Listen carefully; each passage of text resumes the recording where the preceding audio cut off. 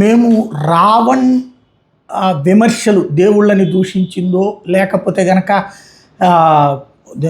దేశద్రోహ వ్యాఖ్యలో అంటే నేను దేశభక్తుని కాదంటామో లేదంటే గనక నక్సలైట్లకు అనుకూలంగానో హెడ్మాకు అనుకూలంగా మాట్లాడిందో మాకు సంబంధం లేదు. కానీ ఒక ప్రశ్నించే గొంతుకని తొక్కేస్తున్నారు. ఇది పవన్ కళ్యాణ్ని టార్గెట్ చేస్తూ అతను మాట్లాడినందుకే అతన్ని వేధిస్తూ ఆ కేసులలో కోర్టులు కొట్టేసినా కూడా ఇక అతన్ని ఎలాగైనా పెట్టాలి, పవన్ కళ్యాణ్ ఫ్యాన్స్ సంతృప్తిపరచడం కోసమే యూఏపీఏ కేసు పెట్టారు, అందుకోసం మేము అతనికి సపోర్ట్ చేస్తున్నాము అన్న వాదనని వైఎస్ఆర్ కాంగ్రెస్ పార్టీ వినిపిస్తోంది. అందులో భాగంగా జగన్ గురించి కూడా అతను విమర్శించినటువంటి అంశాలకు సంబంధించినటువంటి పోస్టులని ఇక్కడ హైలైట్ చేసుకొచ్చింది. తద్వారా జగన్ని కూడా తిట్టాడు అతను. అయినా సరే మేము అతనికి మద్దతు ఇవ్వట్లేదు, అతని భావజాలానికి మేము మద్దతు ఇవ్వట్లేదు, బట్ వేధించేటటువంటి వ్యవహారానికి మేము వ్యతిరేకంగా మాట్లాడుతున్నామంటూ ఓ పక్కన వైఎస్ఆర్ కాంగ్రెస్ పార్టీ స్టేట్మెంటు.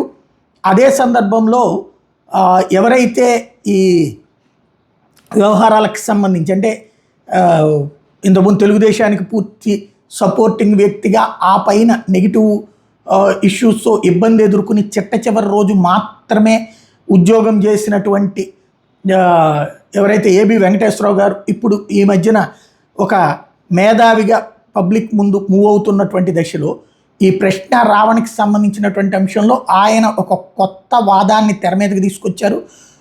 అతని మీద పెట్టినటువంటి కేసులు సరైన కేసులు కాదు, కావాలని అతను మాట్లాడని మాటలు మాట్లాడినట్లు పెట్టారు. అతను మాట్లాడింది సుదీర్ఘమైతే అందులో కావాలని కొన్నిటిని కట్ చేసి పెట్టారని చెప్తున్నారు. వాయిస్ ఓవర్ అందులో కొన్ని ముక్కలు కత్తిరించి దాన్ని ఇందులో రాశారు. 10 నిమిషాల సారాంశం రాయిలా ముక్కలు కత్తిరించి రాశారు. పురాతన కాలంలో స్పార్టకస్ దగ్గర నుంచి ఇవాళ హిడ్మా వరకు అన్యాయానికి వ్యతిరేకంగా అణచివేతకు వ్యతిరేకంగా పోరాటాలు జరుగుతూనే ఉంటాయి. అందులో ఒకడు స్పార్టకస్ కావచ్చు, ఇంకొకడు ఇంకొక పేరుతో రావచ్చు, ఇంకొకడు భగత్ సింగ్ కావచ్చు, ఇంకొకటి హిడ్మా కావచ్చు, ఇంకొకటి కేశవరావు కావచ్చు. పోరాట రూపాలు మారొచ్చు, ఆయుధాలు మారొచ్చు, ప్రదేశాలు మారొచ్చు, వ్యక్తులు మారొచ్చు, కానీ పోరాటం కొనసాగుతూనే ఉంటుంది అని చెప్పి అది సారాంశం ఆ 10 నిమిషాల్లో. అందులో ఎక్కడా కూడా నేను మావోయిస్టు సానుభూతి పరుడనో లేకపోతే మావోయిస్టుల్లో చేరండి అని చెప్పి పిలుపునివ్వడమో లేకపోతే మావోయిస్టులకు నేను సహాయం చేస్తున్నానని చెప్పడమో అసలు ఈ సెక్షన్ 13, 39కి సంబంధించిన ఎక్కడ లేవు. హిందూ మతాన్ని కించపరిచే విధంగా మాట్లాడాడు అని చెప్పి కొన్ని ముక్కలు ఇందులో ఉదహరించారు.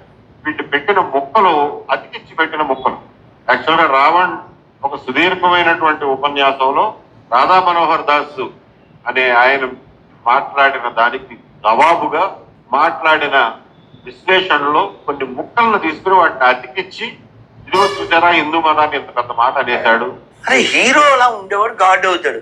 గాడిద మీద ఎక్కించి కుక్కన కొట్టినట్టు కొట్టించి ఉమ్మోయించి అని మేకలు కొట్టి అది ఇద్దరు దొంగలతో గాడి లక్షణమే ఉందనా? గాడిద మీద ఎక్కిన గాడిద కొడుక్కి గాడి లక్షణం ఎక్కడ ఉంది? రాధా మనోహర్ దాస్ వేరే మతం గురించి చేసినటువంటి తప్పుడు ప్రసంగాన్ని తప్పుపడుతూ బాబు నువ్వు అట్లా అంటున్నావు, ఎవరైనా హిందూ మతం గురించి ఇలా అంటే ఎలా ఉంటుంది, నీకెంత బాధగా ఉంటుంది, హిందువులకు ఎంత బాధగా ఉంటుంది, హిందువులను ఆ ఇంకొక మతం వాళ్ళు పట్టుకు సావరా, సమాజంలో అశాంతి కలగదా, ఆ మాత్రం ఆలోచన లేదా నీకు అని చెప్పినట్టుగా ఉంది. ఇది ఇప్పుడు ఈ ఇష్యూని తీసుకుని వచ్చినటువంటి పరిస్థితి. ఈ 2 వెర్షన్స్ ఇప్పుడు రావణ్ దాంట్లో రివర్స్ పాయింట్స్ అన్నమాట.